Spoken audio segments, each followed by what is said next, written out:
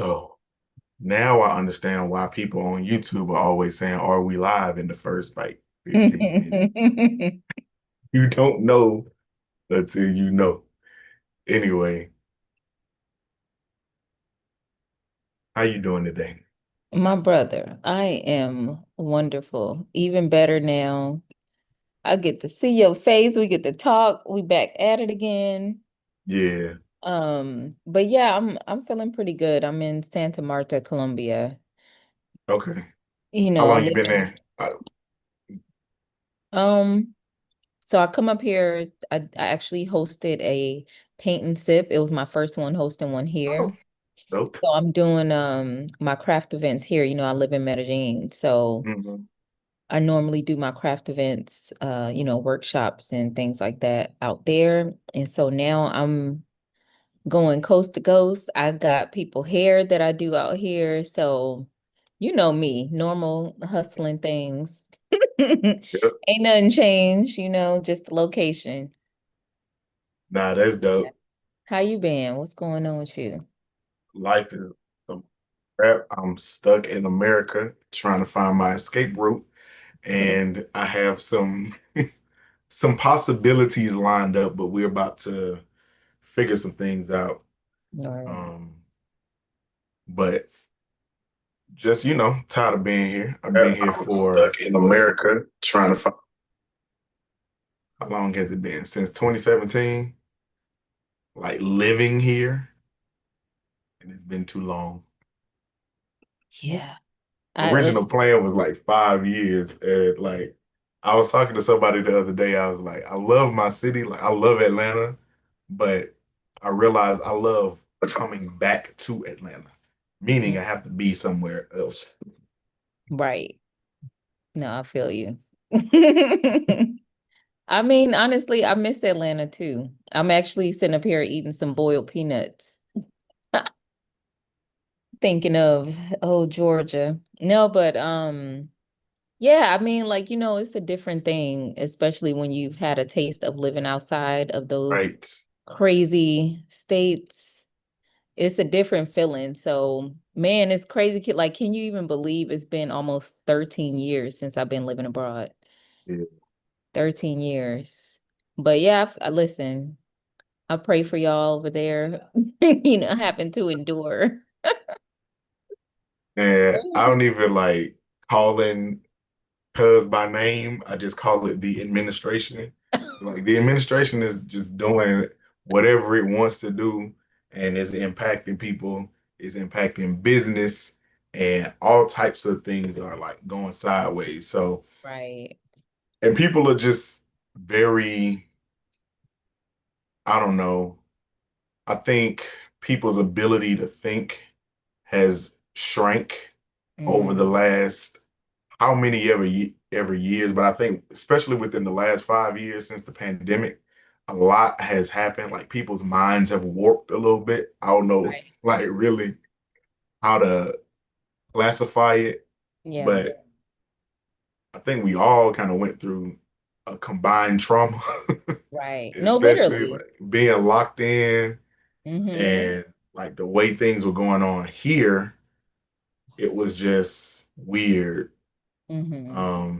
And then on top of that, you remember at the beginning of the pandemic, it was a lot of unity, a lot of togetherness. And then in the midst of that, you had Ahmaud Arbery, Breonna Taylor, and then George Floyd all happened.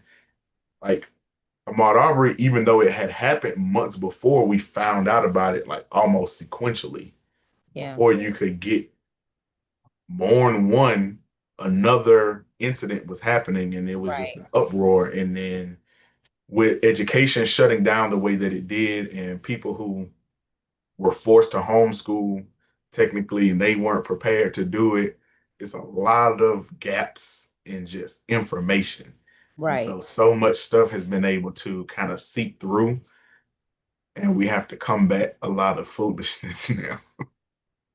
No, honestly. And just on that, all the things you pointed out, all of these are very purposeful.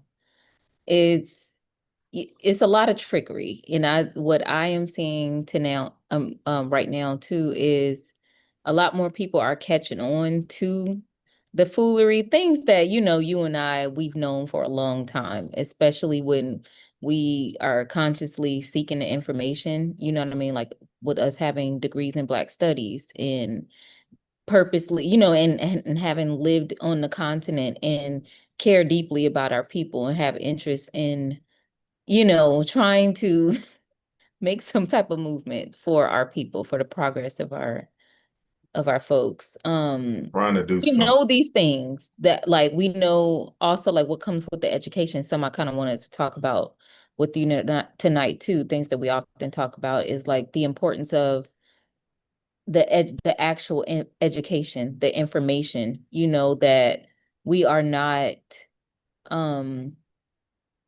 bound to continue to repeat the same things, right? Like with that information comes just we can skip some of the things that we already know will be obstacles. So it's literally the same tactics that they've used time and time again from the very beginning. They've only gotten more advanced.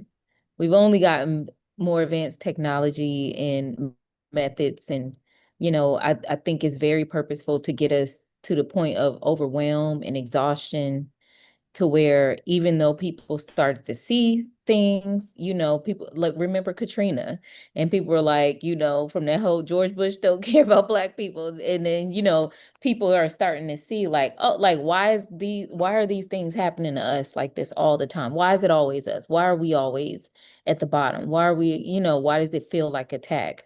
And when we know it's very clear attack, all the dog whistling that happens, especially this administration, it's loud. You can't even call it dog whistling. Like you might as well. People Yeah. are feeling bold enough to say things out loud. You know what I mean? Like all the quiet parts, all those things that were in the closet before.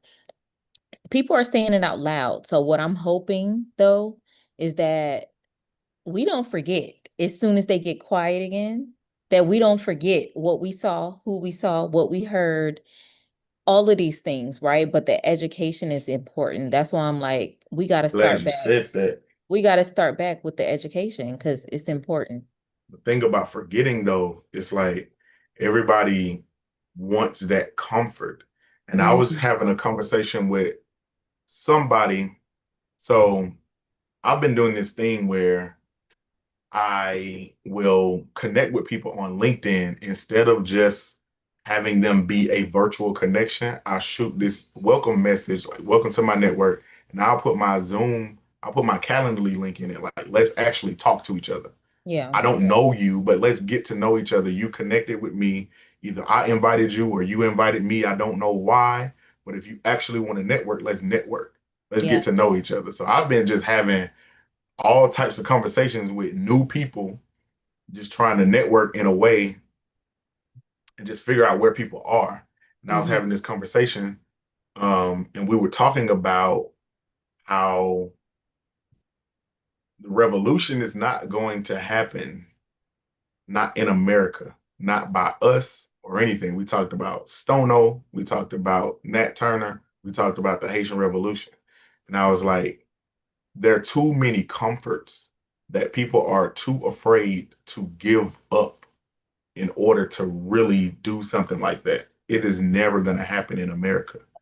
Like it's not unless something drastic happens and we turn into a post-apocalyptic type scenario where all of our comforts are gone and we don't have electricity and we don't have running water, nobody is about to give up their comforts because as much as we go out and we're disturbed when certain things happen, right? We want to go out and march or we want to boycott something. The reason that our marches and our boycotts worked in the past, first of all, there was strategy and planning that went into them, which is why I came up with the concept of ASAP anyway, is the African social activism playbook. Like, we don't have to rewrite the script. Our ancestors and the people who came before us and the people who built the foundations that we stand on, we can take from their successes and their errors. We Right. have the clarity and the access to information with the internet to have full access to so many archives, so many documentaries, so many videos, so many photos that we shouldn't be repeating the same things over and over again. Exactly. But these comforts are what trap us. Right? We Mm, have a computer in our hand at all times. Like we were talking about, like when social media first came out, right? Um, I was at Howard when I first got on Facebook. And hmm. even before then, with Black Planet and MySpace, our phones didn't have internet. So it wasn't Right. even a thought that this device in our pocket was supposed to be used for anything other than calling people. And then texting was new and they was charging you by digit. So you weren't doing a lot of that either. Right. Right. So we were, I used to have to go to my high school library to get on MySpace and get on Mm, Black Planet. I used to have to go to Howard's computer lab to go into Facebook. And then we talked about logging off. I used to have to log off every day. When the last time yeah. you logged out of anything? I know. I was just thinking about that. I'm like, when is the last time I logged off? Like, like, unless you are purposefully logging off for like a reprieve from social media, like you have to now announce it, like you going off drugs. Right. When when's the last time just everybody logged out and logged back in? First of all, it helps your memory because you got to remember your passwords. You know how Exactly. many people don't remember the password to their email when they switch phones because they're I always logged in. I stay with the a back. I need to listen. I'm the worst with that. I will admit that. I don't like them suggesting a password to me though. Oh, mm-mm. Um, but like I try to keep it, I don't know. I try to come up with something that'll make sense to help my memory. But something why I do a lot of my like creative workshops and stuff is to help us sharpen up like mentally, doing things, even from our brain to our hands, you know what I mean, with the just using different skills, like exercising our brains, doing things. I think that's important. It's a fun way to do it, right? But we have to be in that practice because of all of these things, because of the Mhm. instant society where everything being ready made. It's important to me to help also remind other people, like, let's learn how to do things manually. You know what I mean? I have a new program, actually, speaking of, I have a new program as a part of my craft workshops where I'm going to be having elders, the unks, the aunties, the grandmas and grandpas, like teaching skills that may be lost, because another reality is like how detached we are from our families a lot of times now. A lot of people don't have family.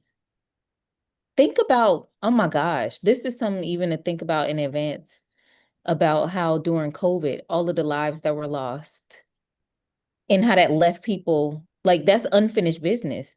A lot of things are not going to be passed down to later generations, right? Just sudden death, sudden loss, like that disconnection. We got to start thinking about how do we fill in those gaps, already. Yeah, These children are growing up already.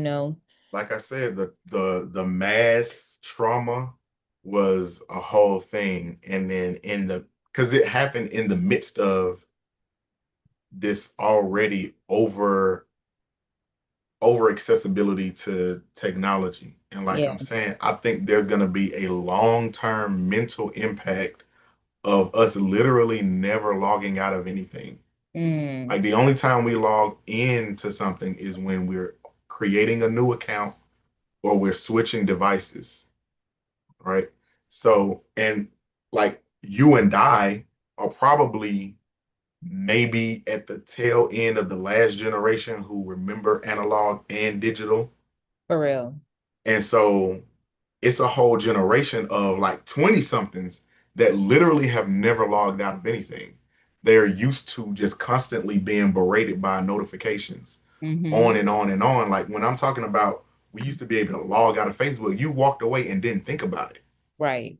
So cyber bullying or whatever that is wasn't a thing because it wasn't like It wasn't reality. our It real was a world, thing you exactly. did. It was like, okay, I'm gonna go on here to meet people. And then the whole point though was to take those things offline.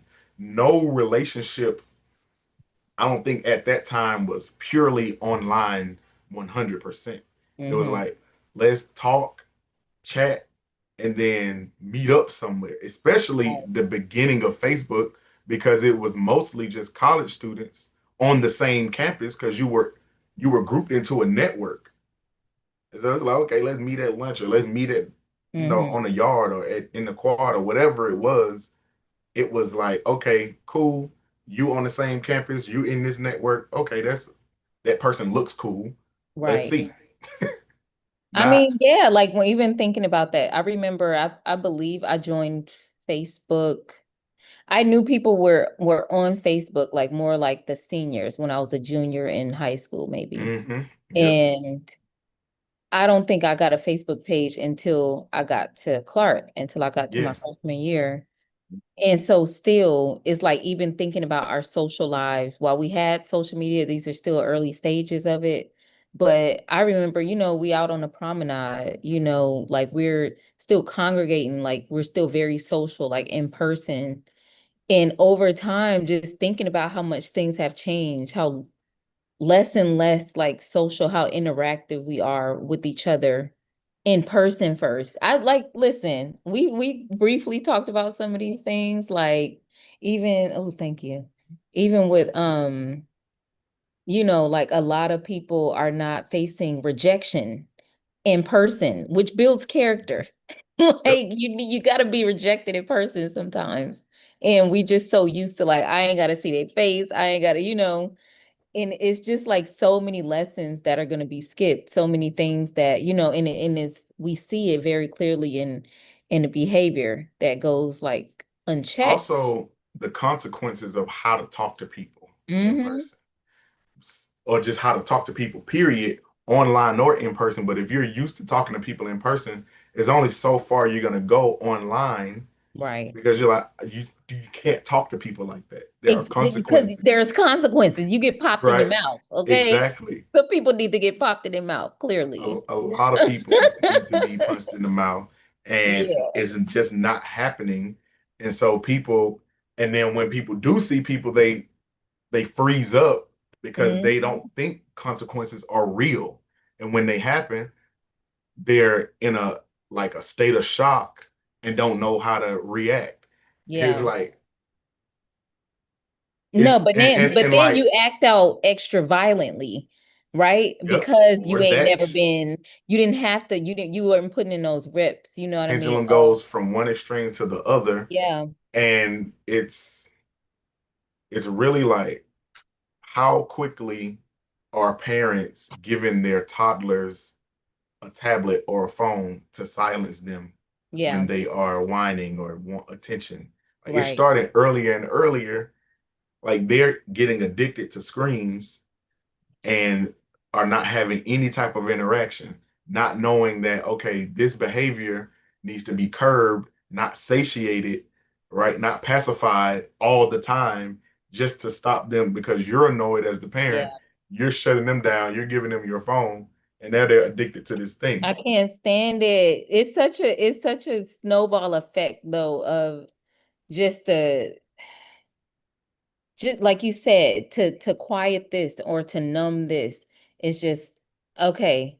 We're pacifying, but it's like when do we actually get to when do we prioritize taking that time out, knowing like this the thing in this age of information, we also know this, right? Like we're able to see, oh, this is a distraction. Mm, People like when you look at reactions and stuff to things going on in social media, and like when you mentioned how we're bombarded with this, oh, it must be something. Oh, it must be something really going on. They want us to be distracted. Like people are able to pick up on these things, right? mm. This is a very real thing. We know it's been happening, you know. However, it's like, okay, so we're aware, but what are we gonna do about it? When are we gonna be more intentional about taking the time out to educate. If we even take in the school system, okay, they're not interested in teaching us our real history. So when do we take it upon ourselves to really prioritize, like to make sure that we're receiving this information and passing it on? Like, at what point do we really, as a community, right? There are some of us who've been doing it. And this is the thing, and this is why I feel like it's part of my responsibility and our responsibility to help spread this knowledge and to share, right? Because things have been written. We don't need to rewrite. That's more Right. time, more. Why do we have to? We don't have to go back from to the drawing board because it's already there. A lot of our, a lot of our ancestors and people who are still living, who have done Right. the work, they are still living. I don't know if you saw there's a clothing line, I can't remember the name of it. Actively Black. I think Actively it's Black. Oh, Actively I Black. love them. I love them. And so they had a fashion show in New York last Hmm. week or 2 weeks ago, and they Hmm. had Ruby Bridges walking. They She's still had walking. right. The They first had woman to in the first Black woman to integrate. they had the guy who Doing. was on that famous picture who's drinking from the whites only water fountain. He was in it. They had Bernice King, and then I think it was Malcolm X's youngest Malcolm X. daughter. Yeah. And it's just like showing you how we look at history. And I always have this conversation with people because the way we learn Black history in school, like I have the fortune of being born and raised in Atlanta. Hmm. So most of my teachers, I can say a good probably 87 to 90% of my teachers from K through 12 were Black. Mm. And probably 99 of the student body was Black from K through 12. Hmm. Like the first time I went to school with white people was at Georgia State. Interesting. Like I had never Well, been. But honestly, I'm thinking about it. I'm like, even from my education, I don't recall having many white teachers. I know when I did, there's one time, I know of two, like it's two that really stand out. I know I've had more, mhm. right? It's a few people I can think of now that I started Yeah, thinking by the about it. time But high school came around, it was more middle school. It was like one or two. But mhm, elementary school, everybody was Black. yeah. I went to school in the projects. I Wasn't no remember white people feeling really singled coming. out. The one time I Mhm. remember, like one of the earliest times I remember having a white teacher. It was a lady who, it would be a little boy talking. It was me and this boy got into it in class. 'Cause I'm like, he would be one of them kids that would do something, but he don't get caught. Mhm. And I'm like, you hear a little boy talking, and you gonna turn around and call my name. That wasn't, that wasn't me. That did not sound like me. But I remember feeling by the time I had a white teacher, because I did, in LA where I went to school, I remember having mostly Black teachers, Black, possibly. I can't even remember really having many Latino teachers, but Yeah. um yeah, anyway, I remember when we moved to Long Beach and I had Mhm. this one lady, and she would always, it seemed like she would always try to get us in trouble. Cause she, like I said, that little boy, he was a menace. He was always doing something, and he would never like, she would never call him out. And it's like, you see him up, you just saw him running back, like, but you would call on somebody. He used to call like I don't know, it was just a lot. But that Yeah, has an effect too, you know what I mean? it, Like, it even in how does, we and it has an educate. effect on how things are taught. But even with all my Black teachers, we still, so like being in Atlanta, I feel like we had an extended Black History Month Oh. because King's birthday, it felt like Black History Month started at King's birthday and then ran all the way to the end of February because we did a Mm. whole lot around King, of course, Yeah. in January. And it felt like the whole pretty much January from the 15th on was Right. like a lot of King stuff, right? And we went to the house almost every year I love and that. saw the stuff, and it was, super cool. And at the time, you don't think nothing of it because you like, that's in my city, like that's what's Right. happening. So, of course, I'm not thinking about all the other Black kids around the United States that are not having this. But even then, in February, we're learning about, you know, the superstar, the superstars of Black history, the superstars of civil rights, right? So you get King, you get Rosa Parks, you get Harriet Tubman, you get Frederick Douglass, you get maybe Mary McLeod Bethune, right? You might get a you might get a few famous people and you get some inventors. Of Adam course, you get C.J. your Garrett, Walker, you get your of course. CJ Walkers, you get your Garrett A. Morgans, Mhm. right? They in there, you get your Booker T. Washingtons. Mhm. Elementary school wasn't too much of the boys, but it was a lot of Booker T. We got him. Mhm. And just but George my point Washington is Carver. the way, right, George Washington Carver for sure. And so the way they teach it, because it's combined in 1 month for most people, for us it was kind of 2 months, Yeah. but it's so condensed that you'll grow up, and I've talked to people not being able to differentiate how long time is, right? So you're thinking Frederick Douglass and Martin Luther King knew each other. Right. You know what I'm saying? Because you don't realize how much time has passed in these historical events. So when you think about the past events, you think past is past and it's a long time ago, which brings it back to that fashion show showing that these people are still alive. Like, It's history. They say Black right, history. It's like we're already in your mind, like you said, it's even like on the words alone, the feeling that it's giving that it's history, it's in the past, it's a yep. long time ago. And like you And said, I think, and that's very purposeful as well, of like, let's mix in the old with the new, or newer. Um, and but that, I everybody mean, trying to again, write off, like, they try to constantly tell black people, get over it, it's in the past. yeah. But Fred Hampton's son is still alive, Mm, right? Like, these people, one generation removed, or of the generation, the actual people themselves are still right. walking around, still mobile, still verbal, still in their right mind. Like, we have access to them. I mean, John Lewis was our congressman for most of my life, and I've met him multiple times. Like, I actually went to Selma and marched in an anniversary with a lot of the people who were there.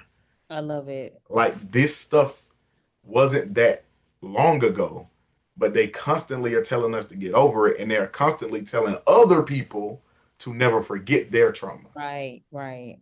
I mean, but again, it's going to go back to, like, we started out talking about, just what's happening now. What a lot of us get, I feel like it's a privilege to see it, because especially for those of us who have studied our history and do, care about the history, to not to stay stuck on it, Right? but for the purpose of, for one, appreciating those who came before us to get us to where we are now, right? There So we has been, don't fumble the bag. I we mean, don't, like, we've made progress considering where in the amount of time that you were talking, in the amount of time that we've been here, the things that we've gone through, the things that we've been able to overcome. Like, we have a lot of people, I think, feel like, well, where are we? Where if we still here, you know what I mean? And I think them wearing us down, which is on purpose, wearing us down, having us overexposed, becoming desensitized to the point of exhaustion. Now I'm seeing, unfortunately, one of the effects of that, one of the consequences of that is people becoming less and less interested in us moving as a collective. So, yep. and that's going to get dangerous. The individualism that we're seeing, because people are tired, people are exhausted. People are like, well, is this how we're going to be forever? I might as well look out for myself. Like, that's unfortunately what I'm seeing a lot of. And I'm like, I want to help What I stop think that. was happening was, I think from So I remember pre Trayvon Martin, Hmm. right? So Trayvon Martin is 2012, right? The the case happens in 2013. But I remember trying to have conversations with black people. And at this time, so I start Howard in '06, high school from like what '02 to '05 or whatever. And I'm like in these books, reading all this information, learning a little bit more detailed descriptions of what has happened to us throughout the African diaspora, not just blacks in America, but wherever we were on the planet, somebody was very intentionally, systematically like creating this formula of how Right. to place black people at the bottom of society, regardless of where we were. Right. Right. And I was like, okay. So and it just made it clear that okay, something happened. Something was like, what is it that made, first is anger is like why? You're just upset and you don't know what to do with it. And then Yeah. you start to think, okay, so why is this happening to us? Why everybody was on the same page? What were they trying to get access to? So you start thinking a little bit more strategically, right? Like, okay, there must have been some value in Mm. what we had possession of that they wanted to move us off our square. Okay, Right. that's one thing. So I'm in high school and through college up until 2012. So I finished college before it actually happens, right? Because we graduate in 11. So I'm trying to talk to people, black people, young black people, middle-aged black people, old black people. I remember having this conversation at church with this guy. I can't even remember his name. I remember his face. I think Dwight. So we both work cameras at our church. Okay. And I was having a conversation with him. I might have been a junior or senior in high school, talking about just how black people need to come together and do some things. And there are certain things that are still happening to this day, even though there's a lot of progress that has happened. Hmm. There's still work to be done. And him, I think he was in his 40s at the time. So I'm 16, 17. And he's like just arguing with me, no, not believing it, thinking everything was all good. And I'm like, where, like I said, the comforts, the the dangling of the carrot at a certain point, we got so close to the carrot, we thought we grabbed it, right? And this has happened to us a few times throughout history. I think it happened right after the Voting Rights and the Civil Rights Act. All those things kind of it pacified us that going into the 80s, there's a whole generation. If you look at a lot of Generation X, they're just tapped out. Like Yeah. tail end of baby boom into Generation X, I those agree. who were in high school in the 80s and graduated in the 80s were kind of tapped out. And it wasn't until Rodney King that shook people up again. And then even then, we kind of got pushed back where we were comfortable and black people, and you probably saw this firsthand in California, where black people were a part of that 96 crime bill.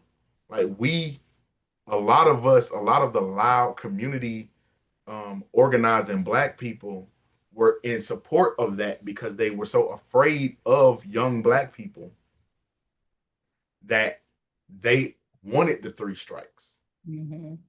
not looking into how it was going to demonize even the non-criminal black people Right. because it was criminal to be black, period. It wasn't about, satiating the criminality in and at no point did anybody ever question, like, if you can't grow poppy seeds in the United States and the coca plant isn't created in the United States supposedly has the best, the most powerful navy and a coast guard and border patrol. How do drugs get into the country? And how do they get into the country and make it to these specific neighborhoods? How Very do black targeted. people get access to it? Very Like, targeted. exactly. So we're not questioning these things deep enough. And so I think because a lot of that, there were like three waves of black progression. There's the out we need to do it ourselves, Booker T. Washington like angle, right? We need to be self-sufficient. There's the we need formal education, right? W.E.B. Du Bois, but also along with that is also a little bit of a accommodationist attached to it. Like we need to show ourselves appropriate, which is where a lot of HBCUs and even a lot of Divine Nine keeping Greek names in their names Mm. is attached to that. And then there's this kind of aloofness where people got to just allow themselves to tap out, right? And so you have these people who, on the surface, they are for blackness, they're for black people, but their way of doing it is to cozy up to whiteness as close as possible. And so this is a this is another thing because we often talk about that too, right? Of like people think that they have the best method, the best way of doing things. And it creates a lot of frustration when it's like we're not on board, we're not on the same page. It'll be extremely difficult, extremely, especially with us having the history that we've had, just seeing where we are now, where that's placed us, just being again mixed up without families intact to make sure that we, you know what I mean, like on our P's and Q's.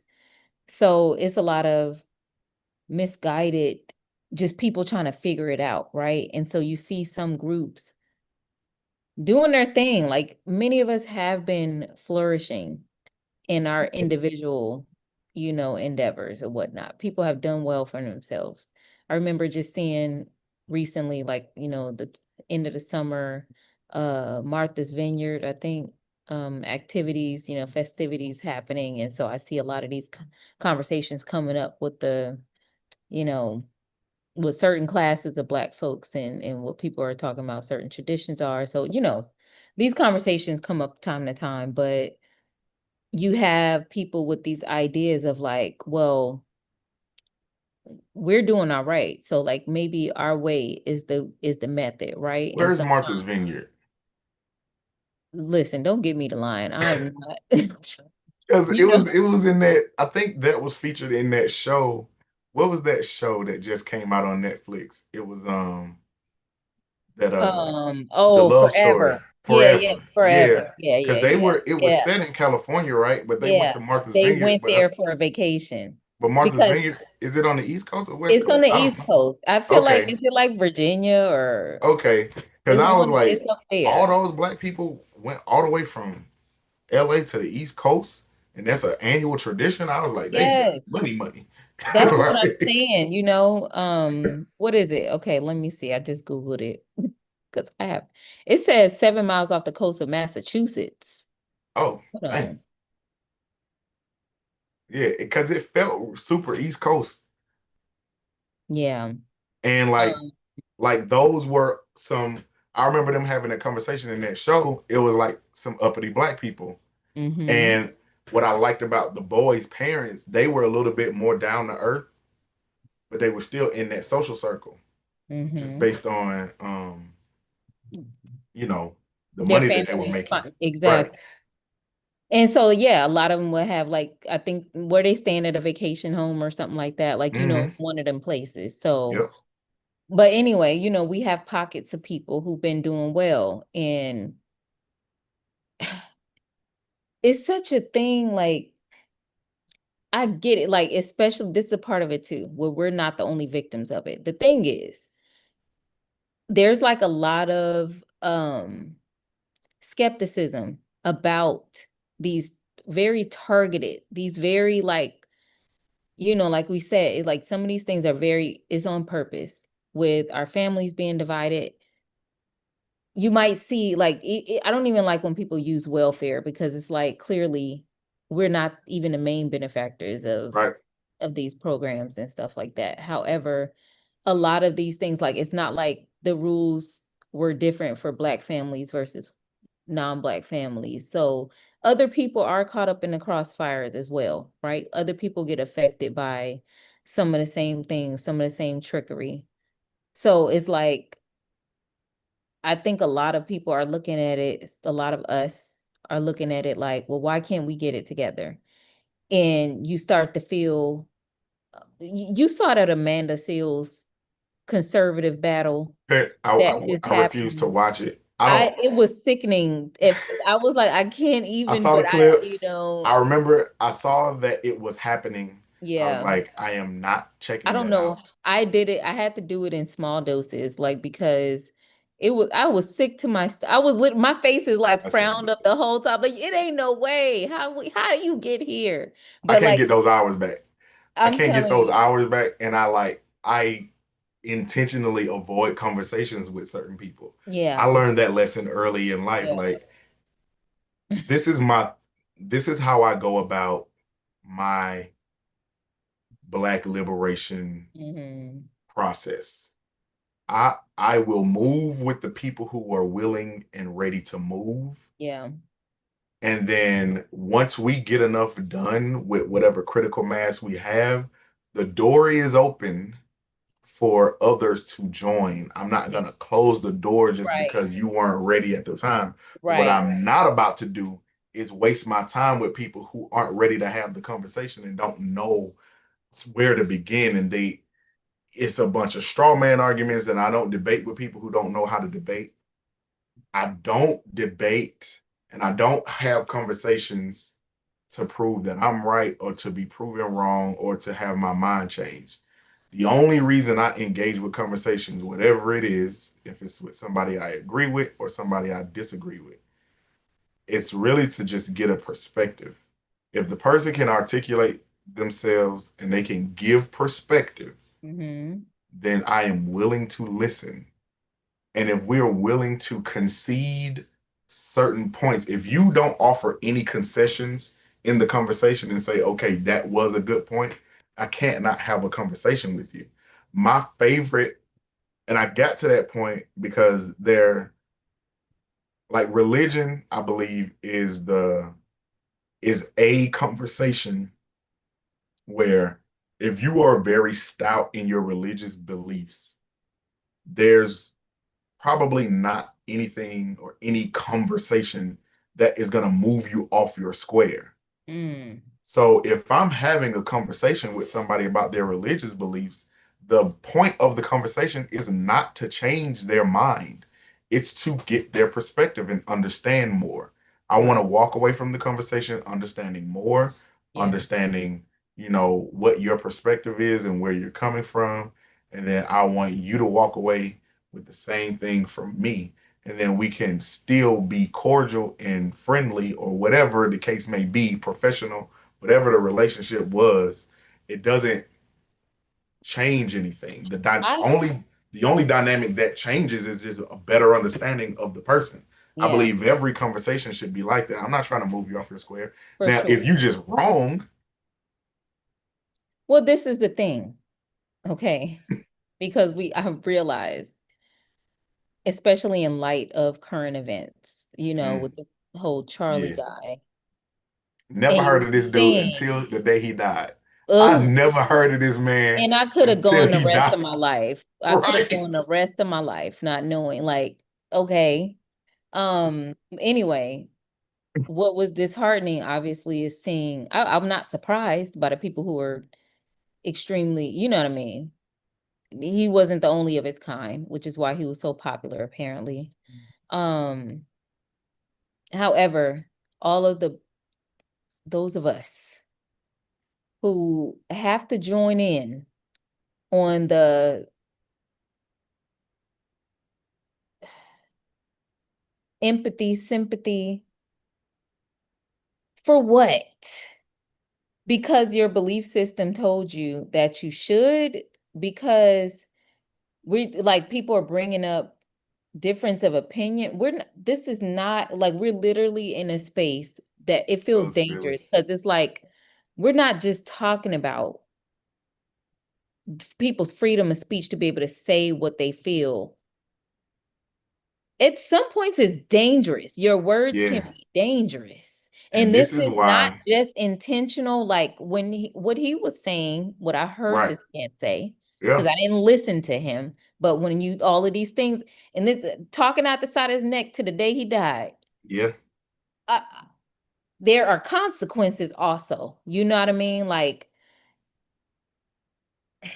it's just is it was disheartening. Anyway, I'm not speaking on him, but like more yeah. so But those of those us. of us who inserted ourselves in the conversation to kind of chastise those of us who were like showing their feelings, those I didn't people see who have anybody been, necessarily celebrating either, but it was just like a bow down it and was what I saw, it was a lot of different things. So depends on what social media you're on.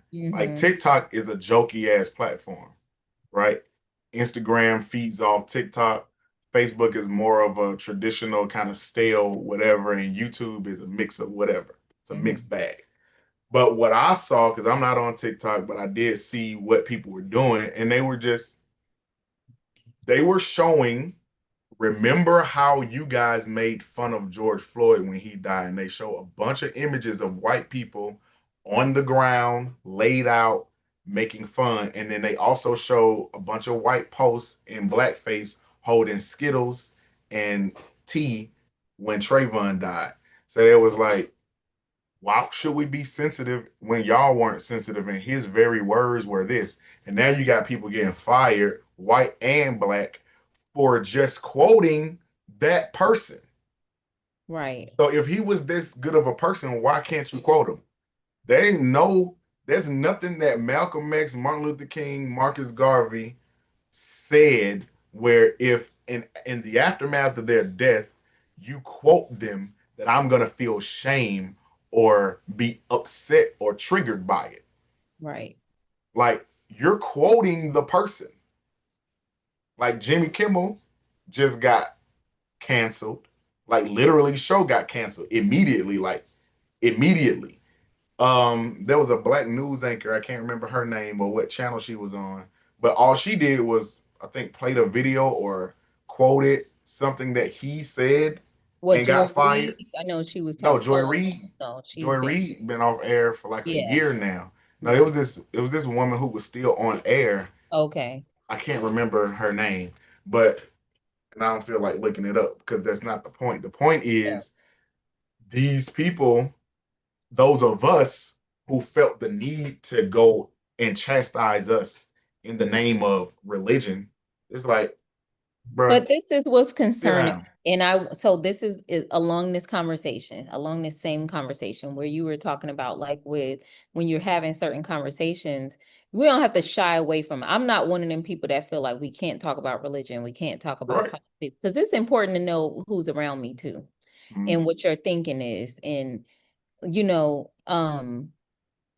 I am also not the type to try to convince anybody, like change their mind. That's not my purpose ever talking to you. I don't want to engage in no debates because you hear how it's like even that show that I said, Yeah. the what Amanda Seals is on, you have all kind of folks on there. And like the point is like a sport. They're just, the Mm-hmm. debating is a sport. There's strategies and there's this and that. And some people just want to be heard, especially in this day of all of this social media. Everybody has a platform. People want to be seen and heard. Some people think like any publicity is good publicity, like, things like that. So like people are very reckless with this.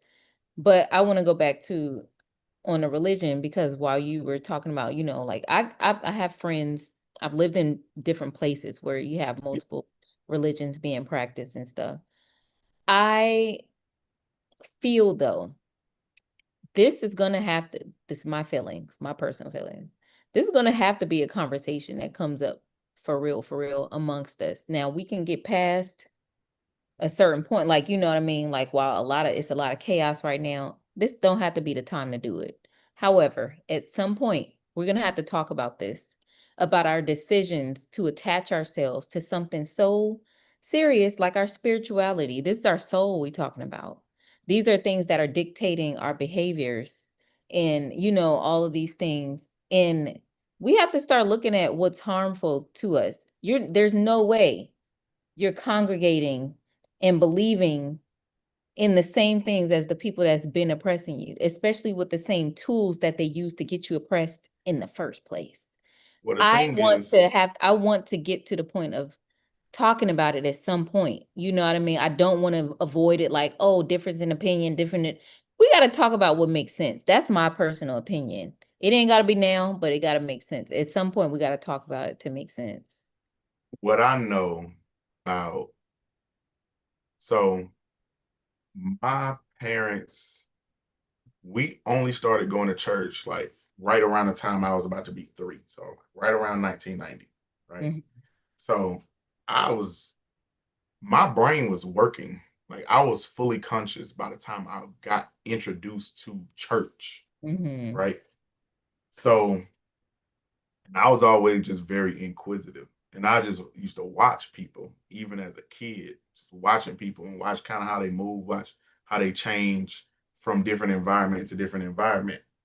And I remember I got to a certain age, somewhere around 9 and 10, and I started being able to decipher between the people who actually read the Bible and the people who only read Bible in church based on the scripture that was done that day and fully out of context. So, like if you read the Bible, so let's talk about Christianity. Because Christianity is the religion that I would say in this modern era that has been mostly used as a tool of subjugation and colonization, right? Islam has been used for colonization during the Arab, conquest of West Africa early on, right?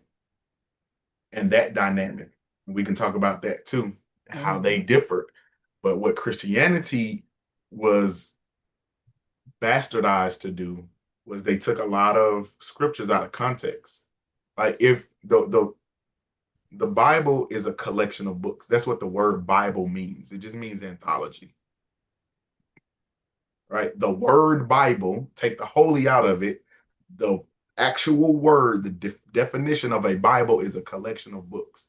So it's not this one book that was written at one time that kind of flows together. It was selectively put together, right, by a council of a bunch of old writings from a certain period of time from a certain region on the earth, right? That's another thing.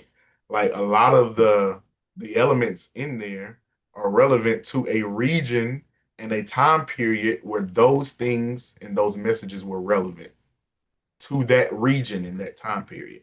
So a lot of the law that people will stick to doesn't even make sense moving forward, right? Second, knowing who wrote what and for what reason, right? I studied the Bible just because I'm interested in studying things. I will one day study the Quran, right? I'm interested. But the point is, if you go to things like Leviticus, which is one of the first 5 books, Leviticus is a book to the Levites, who were a sectioned off people who were supposed to be to the priests.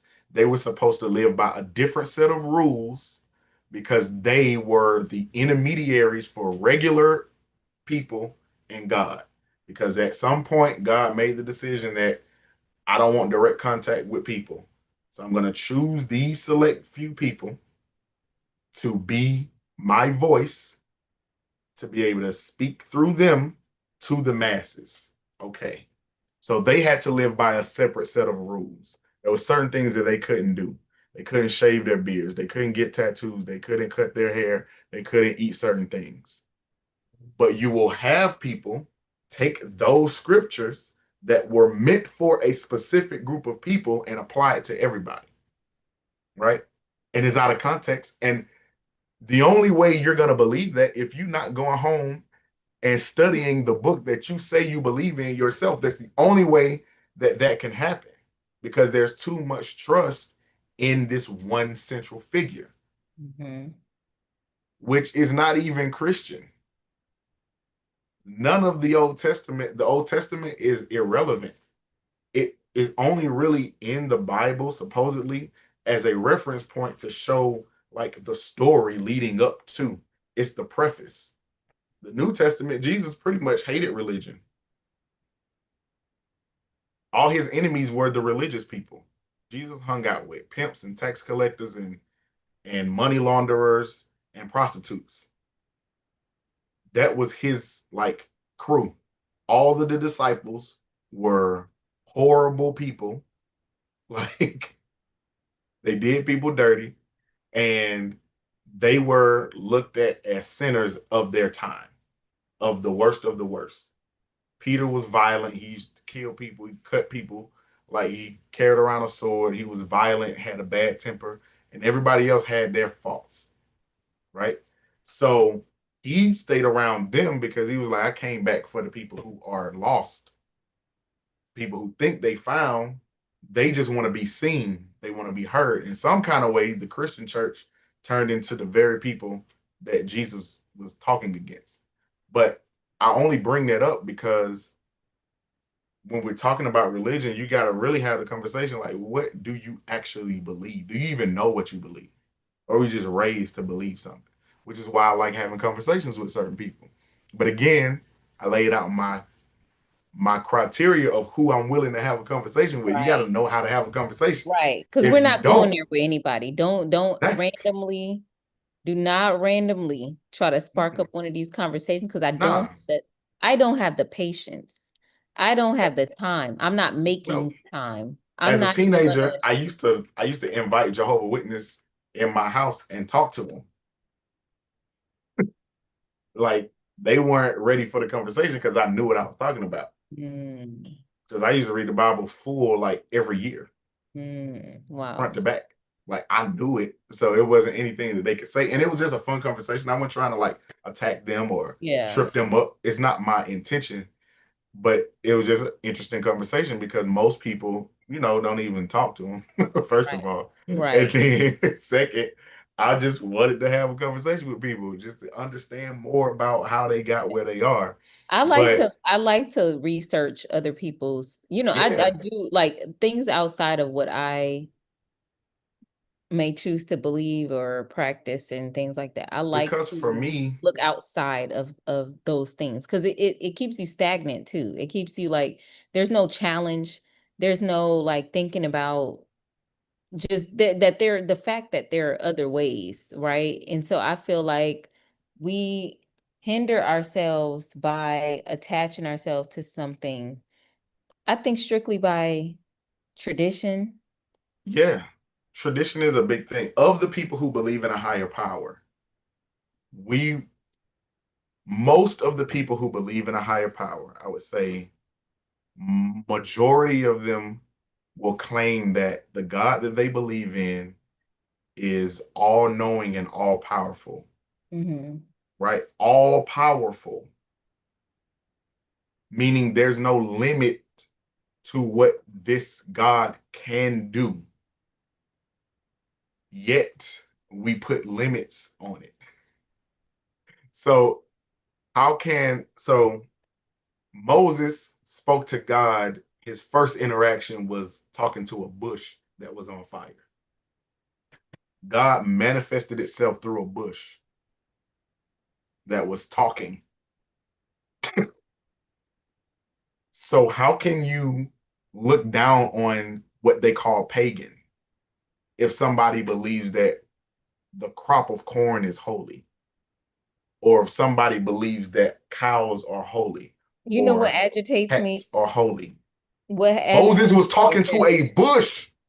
people throw around terms and throw around things that they don't even know what it means. You know what I mean? So it's just such a all it is it's a comfort blanket. I feel like if you trust it, especially when you think of how we operate in families, like if my grandmama trusted it, she believed in it, then I must. You know what I Mm-hmm. mean? Like my grandma knew best. Like I'm gonna just go with what she thought, Yep.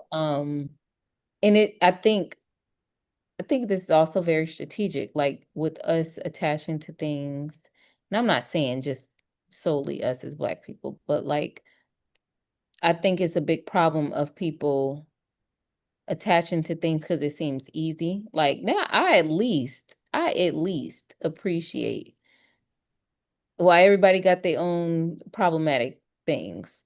Like the Nation of Islam, for example, and people that practice Islam, there's a discipline to it. Right. There's a sense of we're not representing our clan in certain manners. So how you present yourself, how you act, how you supposed to at least, right? Like again, you got people that go rogue Yeah, of course. in everything, right? Yep. But generally, the idea is that you even come correct. You come representing yourself. You think of the 5%ers. You think of Yeah. like different groups where so things like that are important of thinking Look of at how we Africa, come and right? repeat ourselves, represent ourselves. In Africa, the HIV rate in majority Muslim countries is staggeringly lower than the majority Christian country. And it's just about both religions preach forgiveness and like discipline and these things and being on a righteous path in the narrow, but the forgiveness that is overwhelmingly taught in Christianity allows people to be a little bit more loose and it's like I can always just go repent regardless of what I do. So people Oh just will boy, do don't whatever, let's not even right? get to all the different sectors where, it's different, Oh yeah. Yeah. where But all I'm you just gotta saying do like is just admit on the to it and you're discipline side free. of it, you find a lot more discipline from the people who were so what in Christianity, what I see is I see discipline for people who converted late in life because usually they're going from some horrid life, right? They're getting out of prison, they're coming off drugs, they're Hmm. overcoming some past, and then they become devout because that's the path that they need. That's the thing that's allowing them. It's just like another addiction almost, but it's Hmm. more of a positive one, right? It's So another they pacifier, first Right. of all. So they commit to this that allows them and of course it's the community, it's the relationships, all that stuff For comes with sure. it. So Hmm. it helps strengthen them to not go back to their past, but because they have a past, they don't want to go back to it because they've lived that hard life. I see more people who are born into Christianity and either they get suffocated by it and they go, you know, they want to be free and so they get loose, right? And then there's also the thing of you can be forgiven for anything. Yeah. So you will do a lot more, you'll toe the line a little bit more. Whereas in Islam, it ain't that. Like it's a little bit more vengeful God is still there. So there are consequences. So be wary of what you do so people aren't doing as much. But, it's like you said, it's ups and downs of everything. But that's worth the conversation. I Yeah. know living in West Africa, like Liberia and Guinea are worlds apart from each other when it comes to health. Like I was in public health when I was in Guinea. The public health wasn't like we were talking about malaria, but we didn't have that much HIV to deal with. But in Liberia, it's rampant. It's crazy. You know what I'm saying? So it's like they're right next to each other. They're the same people. You know what I'm saying? The borders are fake. You know that. So these Exactly. are the same people. They speak the same language as their family. Most of them are related to each other, but that little thing that for whatever reason Liberians are Christians and Ghanaians are Muslim, it creates this difference in just how people will allow themselves to do certain things. Hmm. But I agree. These hard conversations need to be had, right? I really want to have a divine nine conversation. Like, why are we Greek? Why is that a thing? Why are we wearing these letters? Like, we fight so hard, especially coming from our educational background of being. So both of us came from an HBCU and ended up at a PWI. What was your major at Clark? Because I had to change my major because I wasn't going to graduate. I changed mine. Well, I was psychology. I was psychology too. So Yeah. I was psychology at Howard because I could do psychology and get my feel of blackness in Mm-hmm. the curriculum. I didn't Right. have none of that at Georgia State. So Right. I was able to, I took enough courses that it was my minor. Like, I fulfilled my minor in the courses that I had from Howard and at Georgia State. And so it only pushed me back a year to Mm-hmm. graduate because I was supposed to be class of 2010. Mm-hmm. And then I was class of 2011. But my point is, us being on a PWI, learning, studying Africana studies, we knew that we're in a place where what we're learning is almost completely counter to what everybody else on campus is learning.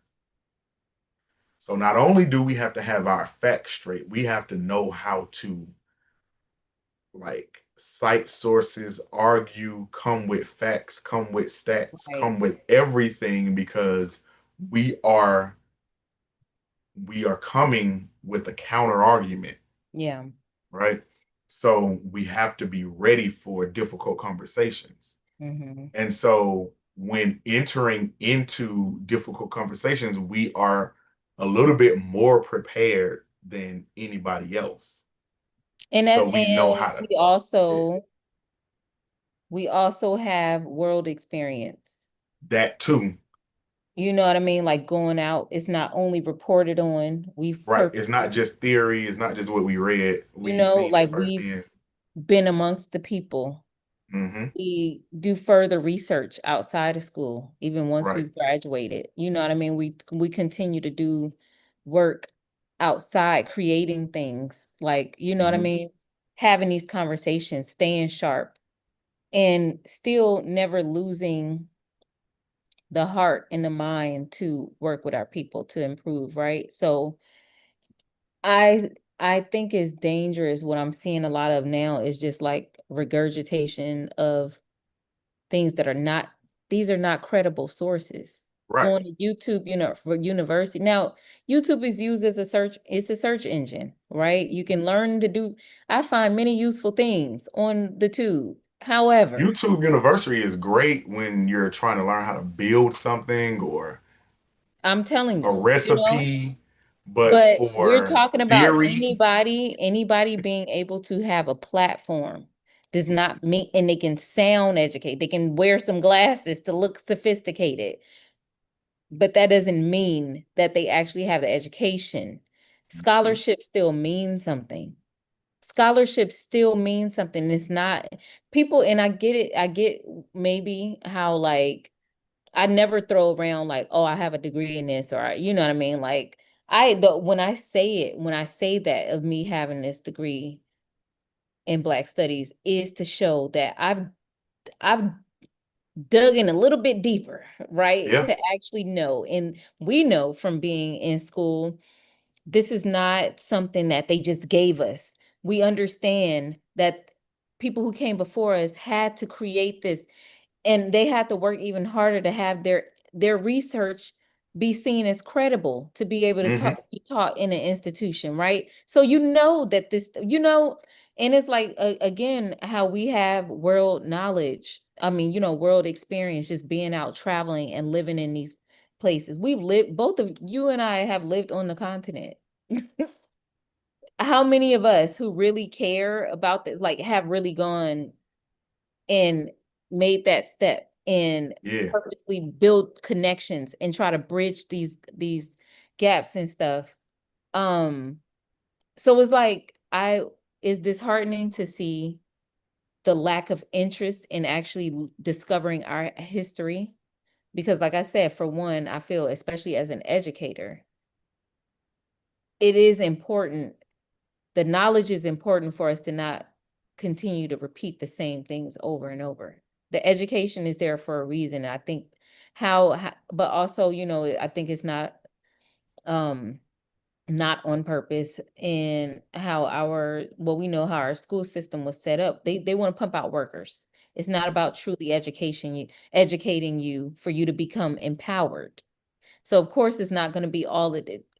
You were just, they don't want you to feel proud. Like, do you forget the soil that we're on? You know what I mean? Like, in the people who are still in power, right? Who had, if I, they had it their way, which we see now, we hear it now. That's why I'm saying, don't forget this.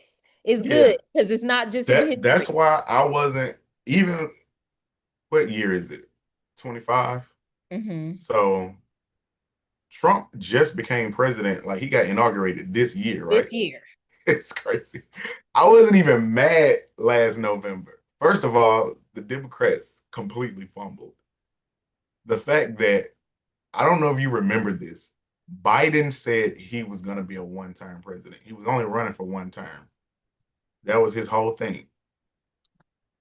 But then after all of the hoopla of his presidency being just surrounded by how old he was and how incompetent his elderly status was making him look fallen. It was a compilation of him falling and all this stuff.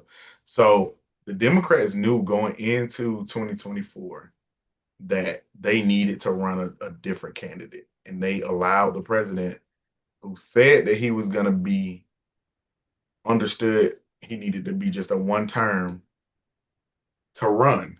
And so they gave Kamala what? She had a good month to campaign before the convention. It was almost like immediately turnaround. So that was set up and it was just a mess. But honestly, I feel we like I was saying, having this difficult conversation with people during time of comfort is very difficult. From like pre Trayvon Martin, I was having conversations with brick walls of Black people of all age groups that could not see racism. They couldn't see the systemic. They thought everything at a point we had learned Black history so much on the surface that we thought racism had to do with who liked us and who didn't, and it has never been about that. Um, so Telling it you.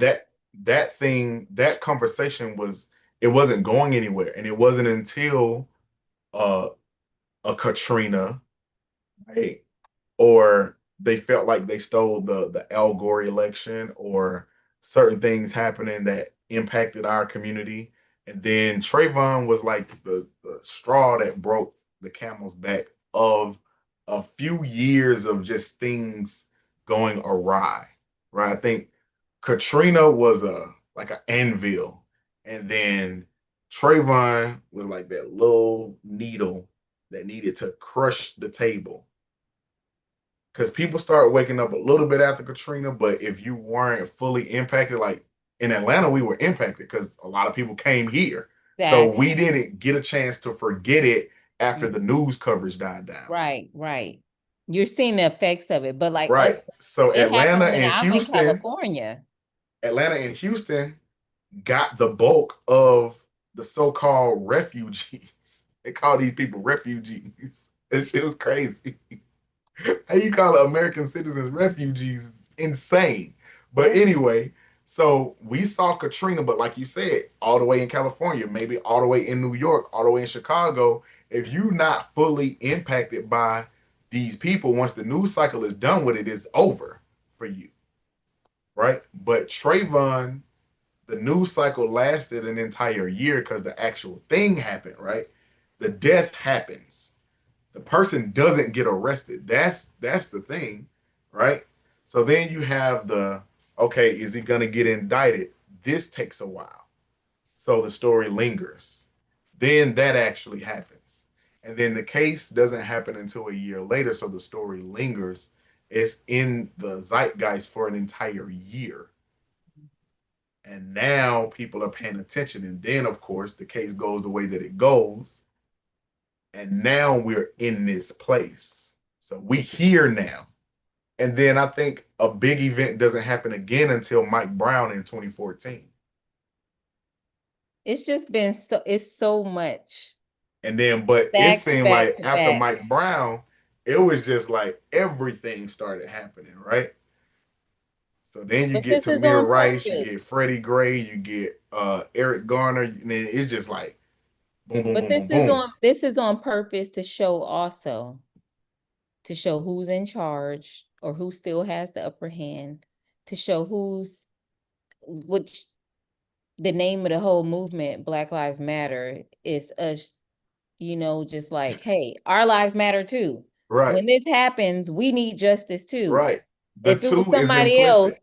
this would not have happened. So Yeah, our lives also, and so we even have a lot of us like disagreeing with it's just yeah. It's like, just ridiculous, right? The two is implicit.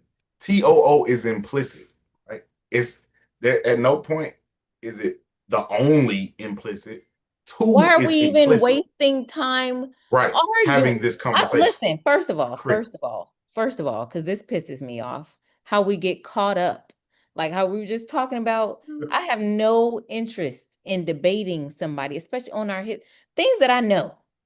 You may not know, but I know. Right, I've exactly. studied it, I've seen it, I know what it is when I'm looking at it. Okay.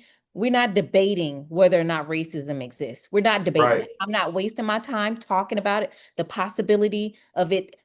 We're not talking about, I'm not wasting my Mm-mm. time. The amount Only of talking to time that people I who, witnessed us arguing with people. They don't care. They don't right, want to see it. Why exactly. are we wasting our time? Why are we wasting our breath trying to convince people? And it kind of feels like, unfortunately, when we have to, against our own, like talking amongst our own, like, why am I having to convince you? But at the same time, like I have more grace. I have more, you know what I mean, Yeah, with my own people. I get some it. Some grace people are not some to an grace, right? extent.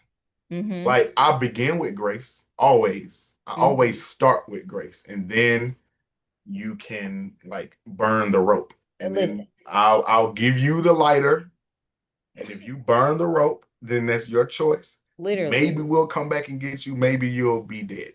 I don't know, but that's not my problem. I It's not. can't sit around waiting on you. Harriet had a gun to shoot people Bro, you know that was who on my held tongue. us You know that back. was on the tip of my tongue. Like my Like favorite that's ancestor, why. first of all. Yeah, Harriet would not have spent time she did it. trying to She was convince. gonna get killed, and she was gonna get everybody else killed who she was trying to protect. Like I don't have time to waste trying to convince you to come. If you want to stay, stay. Don't snitch. If you do, if I feel like you are, you're getting shot. The rest of us, we're moving. We're moving ahead. And that's where I am at this point. But I want us to go down this timeline though of where we are right now. Mhm. Because you talking about these conversations that we have to have, right? We need to have a divine nine conversation. We need to have a religious conversation. We need to have a organizational structural conversation. We need to have all these conversations about different things that are splitting us up. We need to have a diaspora conversation. But the diaspora conversation is very intentional. If you look at Absolutely. any of our movements in our history that have been successful, whether it's UNIA, whether it's our fight against apartheid, whether it's African independence, whether it is civil rights or black power, right? Mhm. You look at, okay, Marcus Garvey is from Jamaica, right? The father of Pan-Africanism. He led his he led the largest movement to this day of black people, but he did it here in the United In States, the United States. right? For us. Okay, that's one part of the conversation. All right. Table that. Who do we have? Malcolm X, right? One of the most Black Americans love Malcolm X. Let's use their terminology. Black Americans love Malcolm X. Malcolm X's mother is from the Caribbean, like immigrant. Okay, check. I'm pretty sure Stokely Carmichael is what, first generation American? Yeah, yeah. Hmm. Yeah, from one of the islands, Caribbean. Okay, fighting for black people in America, black American. Yeah. Okay. So you have this from 2012 to about 2015. We Black Lives Matter is on a roll, right? People are active, people are in the streets, things are happening. There's still no strategy because we did not create the inciting incident like we did with Rosa Parks, like we did with Mr. White, who got himself kicked off the train to do that first um, separate but equal civil rights case. We didn't control the inciting incident like we did with Thurgood Marshall, and finally getting Brown versus the board, right, with the doll test. So at this point, we're we're organizing off of reactions. Mhm. So the lack of strategy is hurting us, but we're still coming together. I looked it up earlier today just so I would know when this whole ADOS thing started. Because the first time I heard about it was 2018. But I just saw when I Googled it that Yvette Carnell and Tony, whatever his name is, um, started it in 2016. So the seeds of I've this. never even heard their names. So the only reason I know who Yvette Carnell is because she used to be on Boyce Watkins' channel a lot. Okay.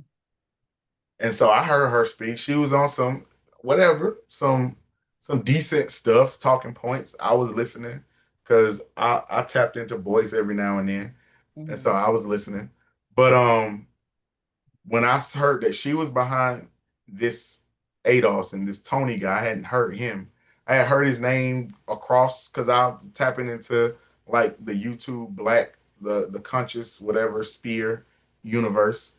So I was like, this ADOS is ridiculous. It doesn't even make sense, right?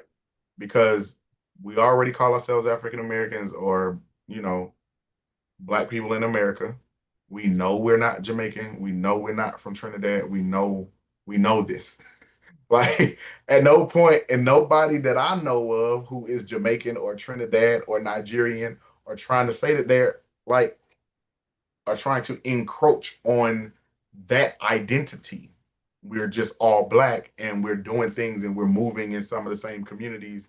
And yeah, we have conversations like the whole reason I started the diaspora dialogue, the African diaspora dialogue, is because of these myths and these dissensions that we have. So there's already dissension. Right. So to create another classification of us seems super unnecessary and kind of ridiculous, right?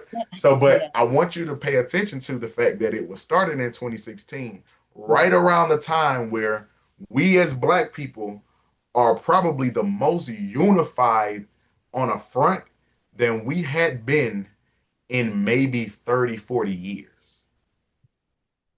And I believe, just like I believe J. Edgar Hoover hired the first Black people in the FBI to infiltrate the UNIA, and all subsequent Black people of the FBI and CIA were hired to infiltrate all Black organizations during the 60s and the 70s for civil rights and Black power. The same thing started to happen, and somebody got some money. Yep. Monies have been exchanged to create a conversation to con- continuously divide us when we were at a point where things were about to really get dangerous because we were coming together. But bro, look real quick, just to insert that these things are known. This is not theory. Oh Information yeah, has yeah, been yeah, yeah, for sure. disclosed. Yeah. So people need to understand, like, when we're talking about stuff like this, like, we're not just bringing up old stuff just to bring it up. We see the level of intention. We see the methods. Like, these are very well thought out things that worked. They're going to keep rinsing and repeating because these things work. The infiltration is like, it works every time. The divide and conquer is one of their biggest tactics. It's so simple, right? Like, to create some type of something in there to where you're not seeing eye Yeah. to eye, where you don't see yourselves as one. But we talked about the other day about how like um when it came to white folks getting their numbers up, how necessary they didn't see each other as one and the same. Right. But let's create this term, let's create this identity, this shared identity. You're white now. We're together. But why is that? It's not because they just white people got it together and they can see eye to eye when it's Right. necessary. It's for a I'm glad you reason. just It's said that because to up your numbers. that's So a first of thing that all, a lot of black people will use against us to say how this white dollar is circulating, right? And how we need to get our stuff together, and comparing us, it's a false equivalency of it comparing us is. to whiteness because we didn't create the social construct of race, Mm-hmm. right? So these dynamics are out of our control, first of all. Secondly, we kind of sweep over and overgeneralize, or I think we underestimate the impact of, it's not just enslavement, because honestly, coming out of enslavement, we did a lot. A lot. We did a lot within what, 15 years? Talk about the self-determination of people like what that life was about. You lived it and still made stuff happen. I Like, think what people ignore is the aftermath, mm-hmm. the aftermath of freedom. When those Union soldiers left the South, all the elected officials got kicked out of office. Some of them got murdered. That's when the lynchings happened. Yeah. That's when these murders started. That's when all these black communities that had developed in those times started Mm-hmm. to get bombed, like literally Prison bombed, industrial burned down. system starting to These things, be and so it's not, it's really like the trauma of enslavement is there, but it's the trauma of, we went through that, got self-determination, and then saw that there was no legal aid. We didn't have any type of protection when we did try to build something. So you have generations of people who live in fear of Mhm. even trying to better themselves, because every time we do, it gets destroyed, and there's no justice, because the people who would seek justice are the ones who did it, Right. right? The ones we would seek justice from are the ones who perpetrated the acts against us. So it's trauma on top of trauma. So yes, enslavement was a few generations back, but the trauma post enslavement, the black codes and the Reconstruction era, and the that whole mess of things happened, and it's not that far away, like we Not started the that far away conversation at saying. all. And so again, it's so many layers. So back to whiteness. Italians weren't white when they first got over here. Um, Irish. the Irish, right? They weren't white when they first got here. Mhm. Who else they didn't really mess with? Like they didn't really like none of the, like outside of the full Anglo Saxons, they didn't like anybody outside of, like, in the UK, And people came Ireland, under different conditions. Like Scotland, people, yeah, exactly. Um, like the Portuguese, the Spanish, these people, Italians, these people were not all white. right. They didn't become white until it was, like you said, statistically functional for them to be white, because they were outnumbered. And what they didn't want was another French Revolution where the proletariat could see themselves as outnumbering the aristocracy. Because if the aristocracy got low numbers, but if we create all these people as the same class, and whether you poor or not, you still better than them, right? You still better than them. That's literally what we're seeing. It actually I mentioned Joy Reid earlier. Mm-hmm. But like when she just is something recently that she had posted, it was like, why are y'all still mad? Talking to the white, how are y'all still mad? You getting everything. You got your people in office controlling all the parties, all the houses, all the da da da da. things are working out in your favor. Why are y'all still so pissed off? Why are y'all still so mad? You know what I mean? Mhm.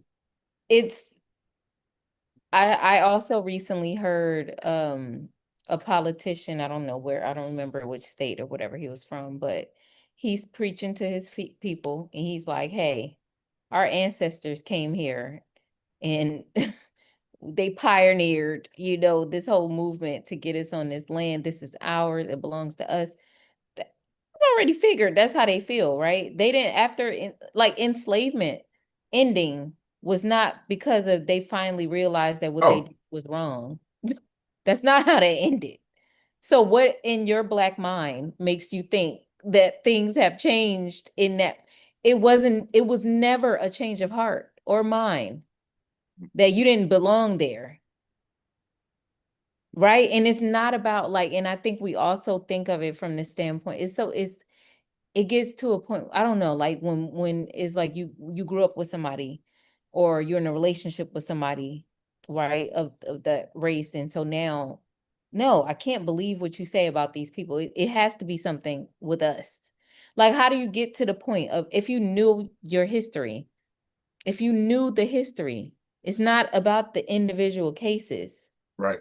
Because even when we think about like the silent majority, which is what's happening now, we're seeing a lot of that now, which is it always going to be so interesting. It's going to be so interesting when, like I remember the feeling of reading about terrible events in the past when I was in school and like, oh, if only I lived in that era, what Yeah, I would have done, what I would have been. We living in it right now. What yeah. are we doing about it? You're It's living in it right now. You can be a silent majority. I'm gonna yeah, keep shopping at this store, even though I know it's supporting this yeah, mission. I'm gonna keep yeah. buying it. Even how like with the mind effery what's happening right now, like with the access to resources and information and the access to wealth that we have now, like anybody, you know what I mean, applying ourselves and da da da da, you can make it. That all of these things that they sell, but like look at how, for example, crypto, the stock market, all of these things are people are actually living quite well off of it, right? You learn Hmm. strategies, you invest, you put in, you get out. But it's like even the trickery with that is, first of all, it's not just about making money. It's not just about fattening your pockets. Like, what are we doing it for? How are you doing? Like, all of these things still matter because something on that, like when you're investing, you understand what you're doing, right? This company wants your money to grow to complete their mission, right? So you building up a weapons company that is directly linked to, like, that's who's funding, that's who's providing the weapons for this genocide happening. So like, is that smart? You're speaking with your dollars, right? You have a choice to invest in something else. But it's like, even with that, it's like, well, you're going to see the money hungriness in folks to where you're fighting against yourself. You're mobilizing these same missions that are going against you and other people like. So it's like, are we even thinking? You're thinking of only I'm a fat in my pockets. I'm Most looking out people for me aren't and mine, thinking but you're about fighting against anything. yourself at the same time. Most people It aren't don't thinking make about sense. anything until it comes into their front door. Like until it starts impacting And them. then it's too late. Exactly, because it's already been happening. By the time it gets to your door, unless you are one of the unfortunate few who it started at your door, right? But this is why, like, I'm not a commenter. I can't sit my time commenting on other people's posts Yeah. because I just don't like doing it. It's too much and whatever. And then I'm not about to sit in comment sections arguing with nobody, right? I ain't got So time. you talk about the silent minority, I mean, a silent majority is also like when everybody has a voice, those of us who know cannot sit on the sidelines and not put our voice in the ether. Like it has to be, we got to be on these platforms. And I don't always feel like doing it. I don't always feel like being on social media. I don't always feel like being on YouTube. I'm not trying to chase clout and be a content creator. Mhm. But because so much stuff is out there, I cannot leave it to other people to have, because I'll be watching something, I'm like, they're missing a piece. Like they're missing some context. They're missing this layer.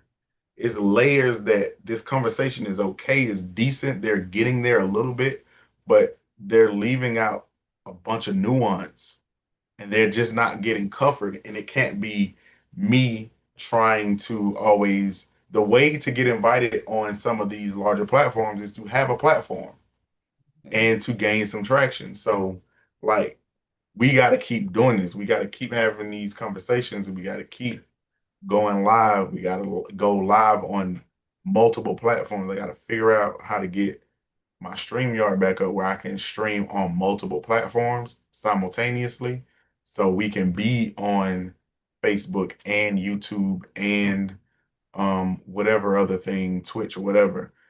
Because even if it's just 15 people or 20 people tapping in, we can at least engage in some conversations Yeah, with those people who tap in right. and share ideas because there's so much I want to do, right? And I think I spoke to you and a few other people about what I think a solution to reparations is. Mhm. I'm not going to say it online. There is a solution I think that will curb a lot of the modern day lynchings, whether it's an actual lynching like what happened at Delta, was it Delta State University, right? Or if it's the modern day lynchings of what happened to Eric Garner or George Floyd or Sandra Bland. Those are lynchings as well. Those are public deaths, right?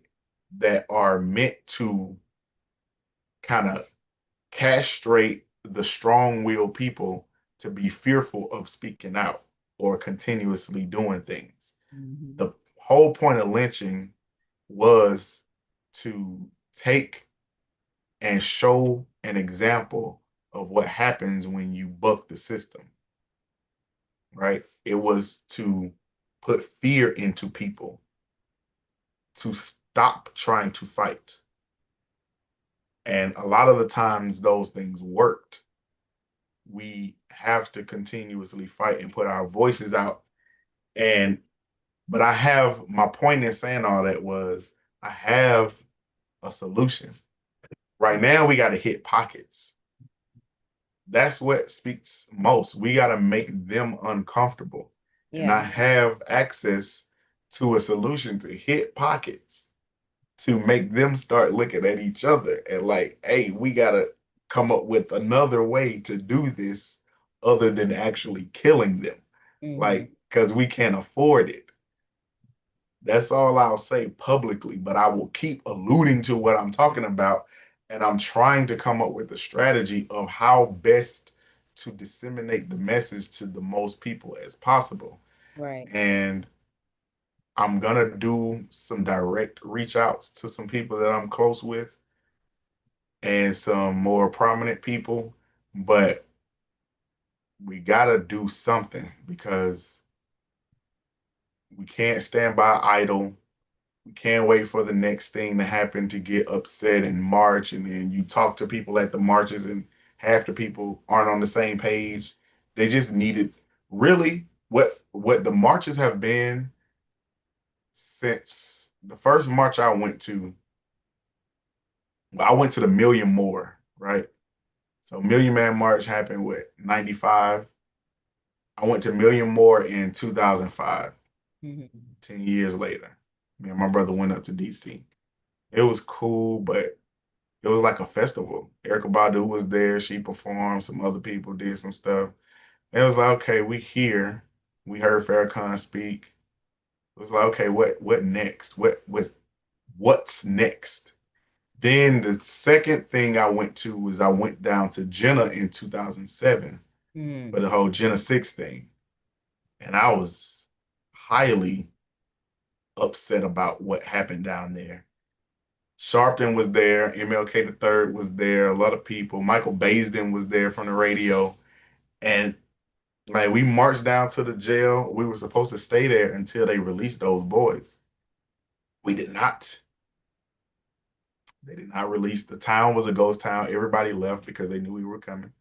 Mm. And um we ended up Michael Basin set up, had a DJ, and people started dancing. And I was like, what is happening? Like, what is this? I was like, I don't know what's going on, but this ain't what I read about. So in '07, I'm 19 going on 20, right? Because I think when Jenna happened, it was still like early in the year or somewhere in the middle of the year. So I wasn't 20 yet.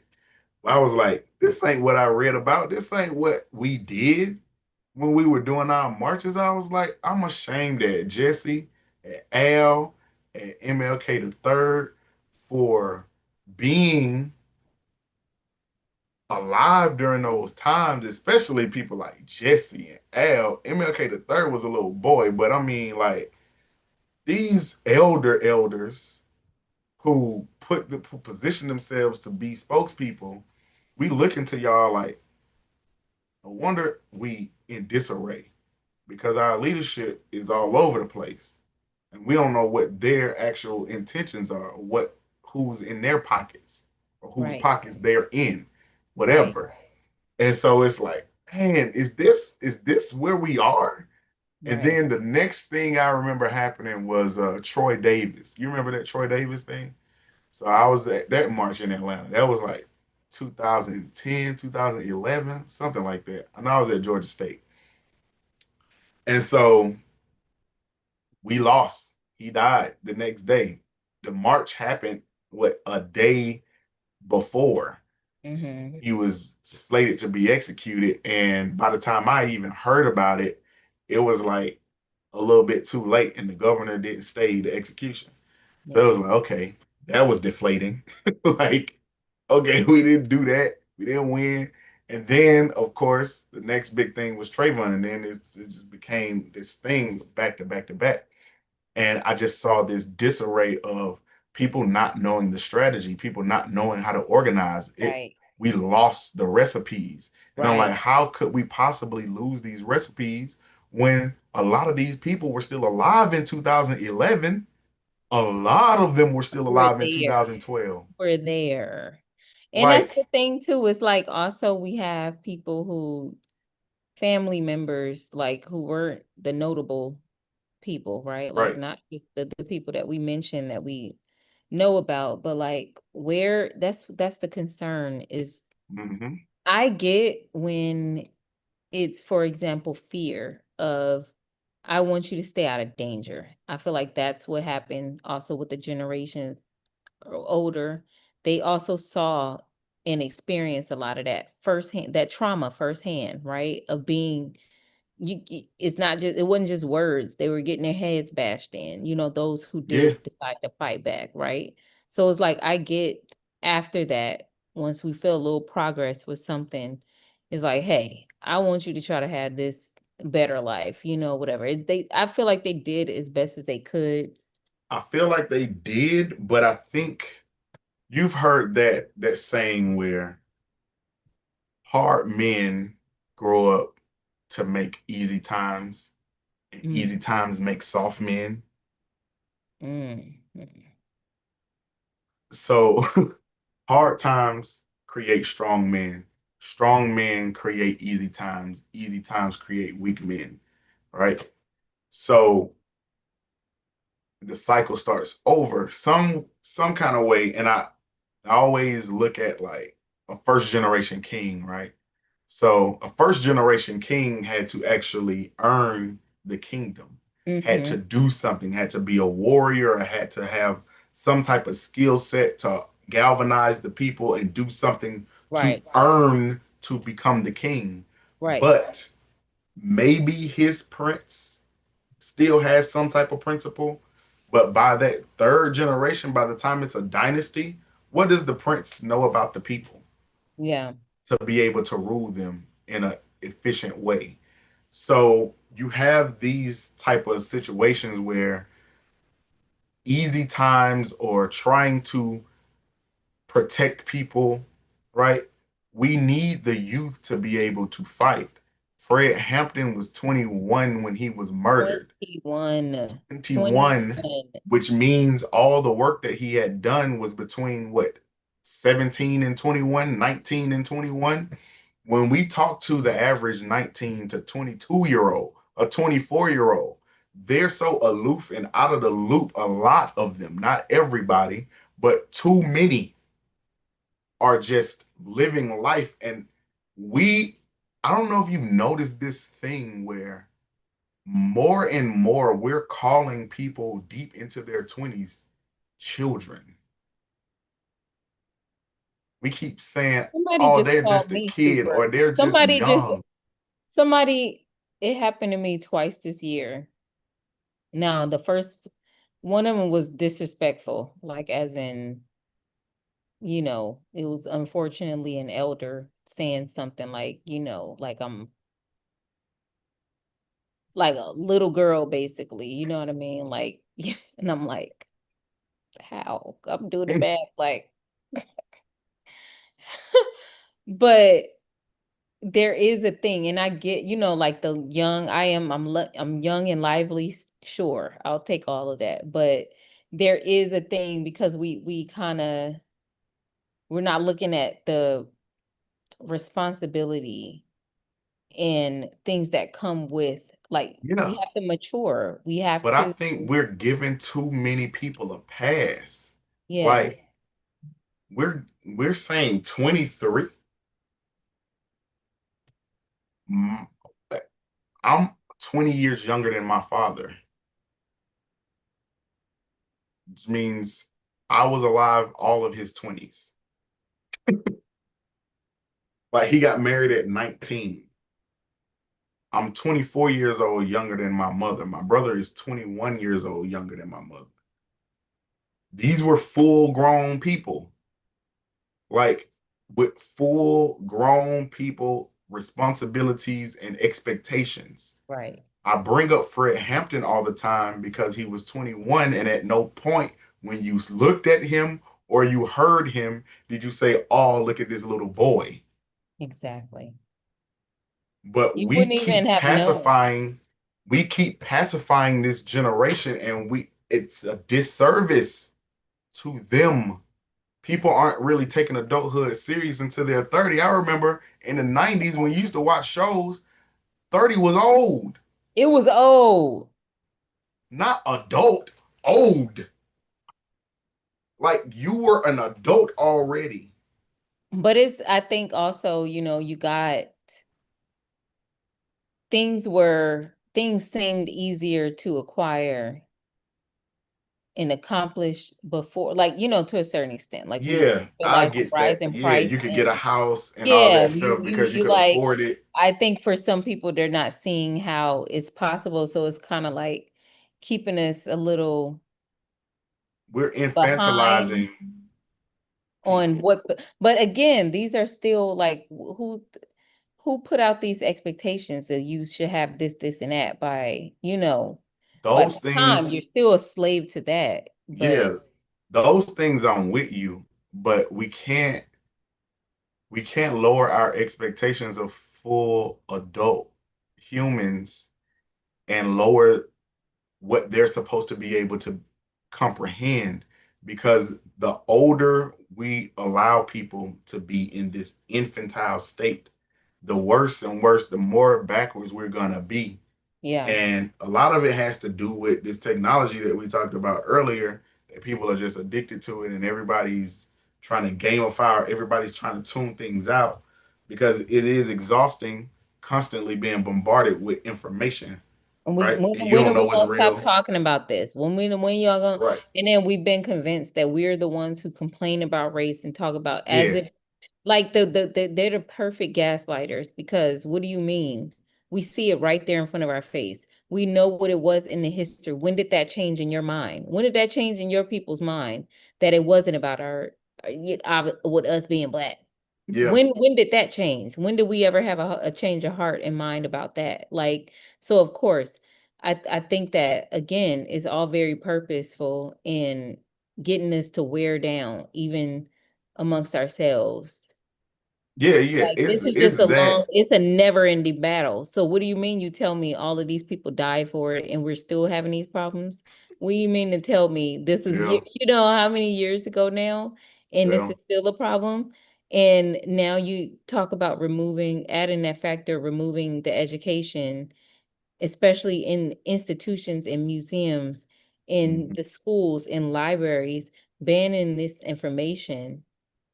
They're not going to know the origin of how we even got here. They're just going to see the result. yeah.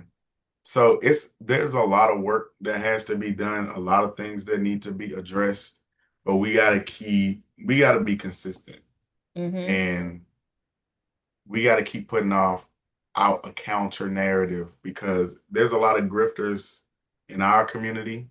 We know the grifters on the other side, but these grifters in our community that have their pseudo intellectual jargon that are misleading people, like this 8% FBA, or it has to be taken down because Right. like it literally, even if you tear it down to its core, Mm-hmm. right, of what it could possibly be doing that's positive, it, it doesn't make any sense. There's no merit to it. So let's say it's about reparations. Let's say. Let's say it's about reparations. Okay. What's a stronger argument? I want my reparations from the people who owe it from me. So I'm going to support my people here and I'm going to support everybody else that deserves their reparations for what they went through from their captors. Mm-hmm. Or I want my reparations. So I'm going to separate myself and put myself on an island and shoo other people who could possibly be my ally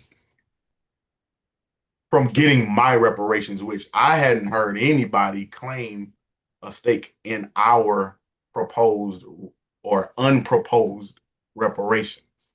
Because the thing is like it's such a selfish thing. And I It's so think, okay, I see it from a couple ways. Even people like this is a real recent thing. I know people who went to the Afro Nation party in Portugal earlier this, mm-hmm. right, this summer. And there were like maybe a couple people, maybe one person who had like um did they have a Pan-African flag or did they have the African American flag? You know, we have I feel like it was a Pan-African. But anyway, it was like people were asking, you know, like what is that flag or or something like that. But I think okay, so I brought this up because I think of especially in a place like the US where we call it a melting pot. You have it's so multicultural, especially when you go to certain cities, certain Mm-hmm. states where we have an even larger, diverse population. And so we see nowadays it's more popular for people to rep their origins, right? If they're from the Caribbean, if they're from a country on the continent or something like that. They have a they can put a name and a flag and specific cultural things that they claim, you know what I mean, which gives them pride. Mm-hmm. And I think it's showing a very clear insecurity if we feel like we don't have. Now, if we research, we would know how much culture. We would also even see with with the travel things what we were talking about before too, of when we go to these other places. You and I have seen it. People see it like now that I'm talking to a lot of people who are now moving around the world and like traveling or moving abroad, how much people know and like appreciate Black America, specifically Black American culture. This is specific, these are specifically things that have come from us. So if we're not seeing that though. We have to see the value in ourselves. I've heard too many of us say, "Oh, we ain't got no We don't have culture." no culture, right? I that's not that's it's The sick. first time I ever heard it was from us. Like Yeah. it's it's a I lot of didn't hear people other saying, people. I didn't yeah, I I didn't didn't hear hear other people in people the saying diaspora saying it. I heard yeah, us because saying that. clearly they can identify things like when people like I don't know. Because I've seen it I so much, think we and don't even understand. First of all, anytime we're saying things, so I remember my first day at Atlanta Metro. I walked into my favorite professor, Dr. Kendra McCrae, her class. She wrote on the board the word discourse, mm, right? And what that means to actually have discourse, what it means to engage in conversation. Words have meanings and they need to mean something. Words not only have a definition, they have connotation, they have denotation, all that stuff, right? So you need to know the context of the word and all that. My point is, before we can say anything about a particular thing, we need to define what it is first. So if you're going to say we don't have culture, so define culture, what is it? And what does it look like to not have that? Right? So because to me, culture is a collection of activities, beliefs, rituals, so those types of things that are shared by a common group, right? right, Particularly shared within a geographical region a lot of the times, and shared by people who have ethnic ties to one another, right? That's a definition I just pulled out of the air, right? Not from a dictionary, but we can go to the right, dictionary and get one. But I think that's close enough, right? Just for the sake of conversation to move it along. But so if that's what that is, can we look at, regardless of religion, the way Black people worship, regardless of background, the um the way that we cook, yeah, the way that we not just cook food, prepare it, the way we yeah, do certain things, the way we congregate around each other, all that is culture. Like exactly. the Our people who, dialect, like, right, come on the now, people who are closest to me know that I like making fun of people. If yeah, you not cool with me, I probably, if I'm making fun of you, I'm probably cool with you. mm-hmm, That's just how we talk to each other because it's how you show some type of levity. mm-hmm, These things are cultural. Now, can you tie our culture back to certain origins of where we came from if we know more about it? Yes, certain elements we are able to keep because you are the person that you are. You can right. take a lion out of Africa, it's still a lion, it's still going to Still do gonna be, lion it's still things. gonna do lion stuff. Well, this is So, the thing that what this is like, even how you mentioned in the struggle, like in intentional moves, like organizing, like what Marcus Garvey did, when we have during our moment, our movements and stuff that which caused waves across the world for other Black people throughout the diaspora to seek independence from their colonizers to rise up against, oppression happening all over the globe. mhm, It's always been multicultural. It's always been all of us. We are yep, literally, when we look at the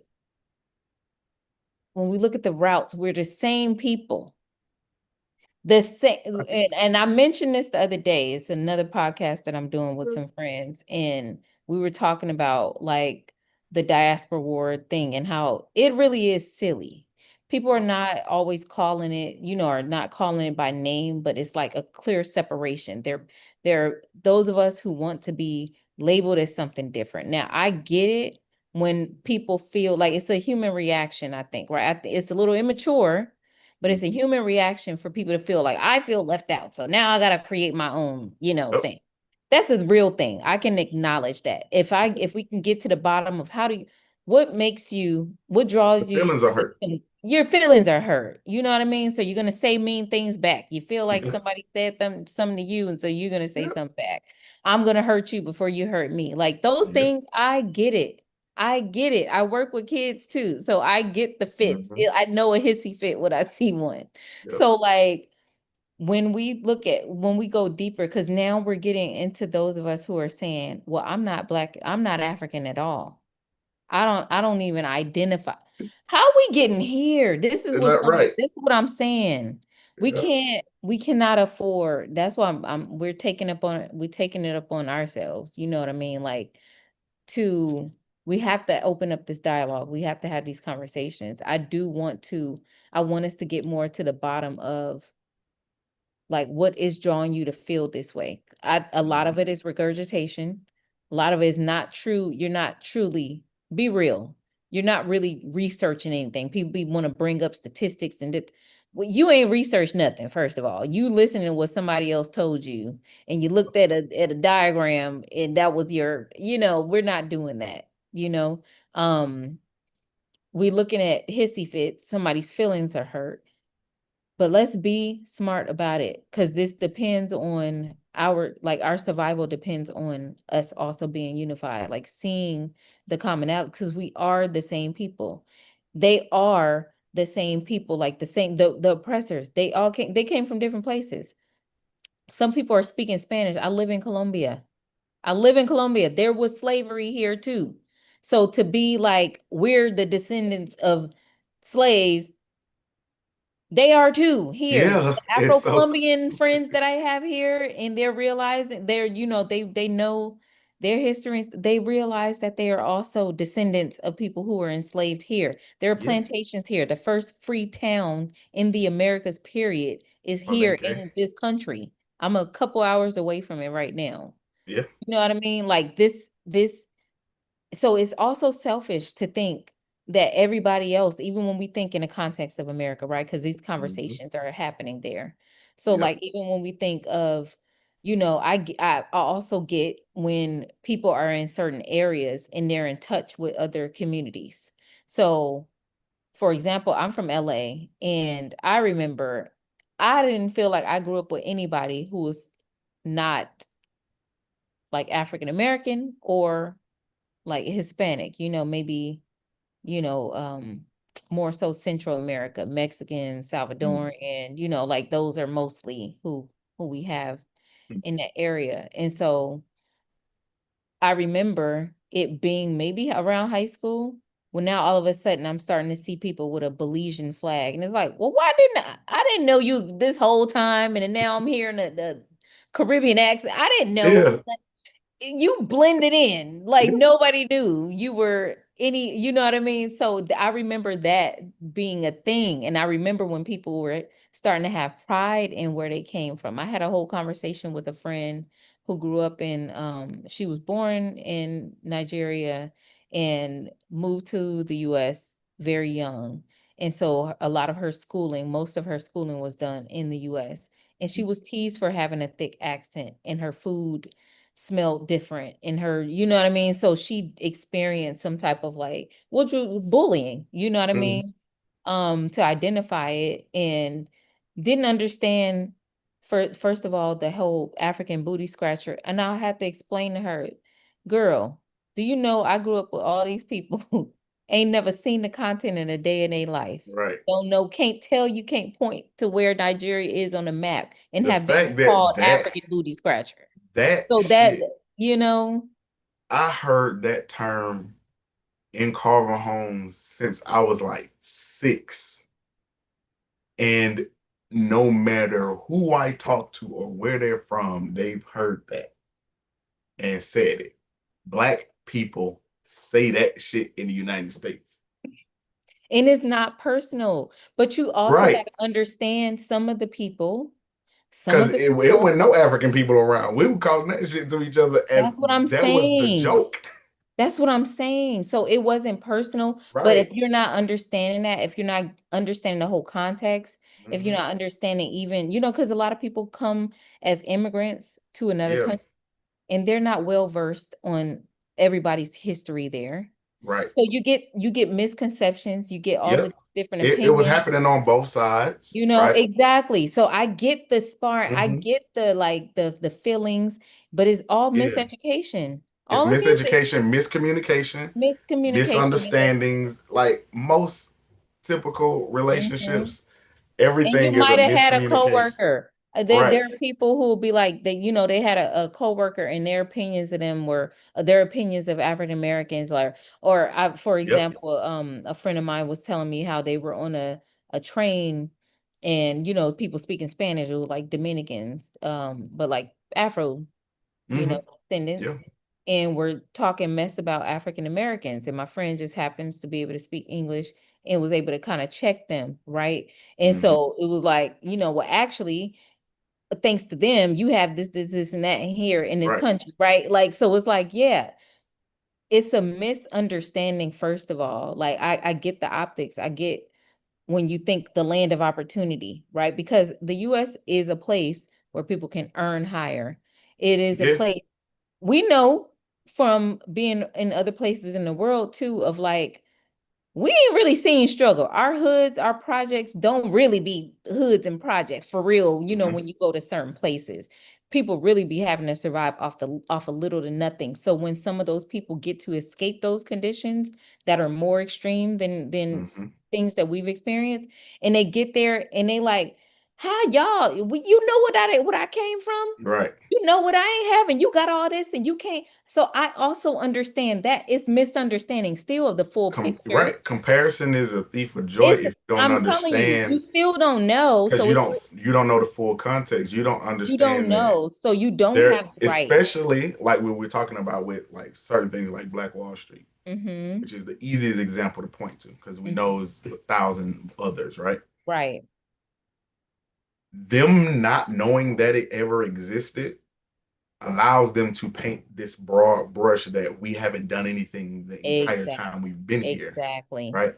Knowing in context that we've built multiple communities multiple times, right? Because we rebuilt Black Wall Street. A lot of people don't know Straight that out of too. enslavement too. But even Straight out after of it was enslavement, bombed, we we've done a rebuilt lot. it. Even Mhm. in the aftermath of 1921, we rebuilt it. And it was still taken down systematically, right? Brick by brick. So these things happen. But if you know this, you have a little bit more empathy Mhm. of what happens, like we said, the trauma on top of the trauma. What Mhm. happens to the generation that is pacifying their young people because they don't want them to be radical? Right. They intentionally de-radicalize the whole generation of people to protect them in the name Exactly. of protecting them. But what it really did was it set us back even further, Mhm. right? Because now you We have, needed to keep that momentum. right, And this is the thing, is like that whole, so we're gaining momentum again, right? With I feel like we're gaining some momentum again. yeah, Like, it's there's coming. a higher consciousness, amongst more people. These conversations are happening more. Some people with platforms now. Like we mentioned, Deontay Kyle, the Hmm. podcast I said I like sometimes, well, I like the Grits and Eggs podcast. And he's very real, talking about a lot of these things in practical ways that we can put Yep. ourselves into practice and thinking about working with each other, and not going into the self-destruction. We have people who are on the right track now, but we also have to make sure that we're regulating, like, that it's not people just thinking upward mobility, because it's also that thing, Right. conversation happening where Black excellence can sometimes, the like Black capitalism don't mean Black excellence, don't mean Black, building community and stuff like that. Like, it's still a lot of selfishness that we are Nuance, seeing. right? We need Mhm. nuance and some type of, we need to add context to these conversations because I also think, so you have the one side where the Black excellence, Black capitalism, and it leads to some selfishness, right? And Mhm. then you have the other extreme of people who are completely anti-capitalism, right? And it's like we cannot live in this society and not understand that people need money and Yeah. we need to find wealth building strategies in Mhm. order to fund all the things that we want to be able to do. And then once we are self-sufficient in funding our own things, then we don't have to wait around and wait for an administration to be able to give grants and wait for Exactly. people to be in a position to offer aid, or we don't have a fiasco where you're donating money to an organization and you don't really know what they're doing or you think they mismanaged the funds. Guess Exactly. what? We ain't asking for donations. We're Exactly. gonna make some money. We're gonna show other people ways that they can make money. We're gonna use the money that I made to fund an operation in the way that I think it needs to run. So now I don't have to answer to a bunch of donors and people are upset and now there's distrust and discord. No, Exactly. we're putting the money toward this. And when you make your money, I'm show you a path to make some money. You spend your money in this area. Um, and we'll just stop here. Like Yeah. when it comes to people like pitting W.E.B. Du Bois against Booker T. Washington or Malcolm X against Martin Luther King, stop, please, because That's a great disservice. they're not diametrically opposed. Mm-hmm. Like you can have the strategy of Booker T. Washington work alongside with the strategy and plan of Du Bois. We need people who desire formal education Mm-hmm. and white collar jobs. We need people who want to go into the trades and agriculture and do the blue collar. We need both. We need experts and we need people who are fully engaged in wealth building on both sides of those aisles.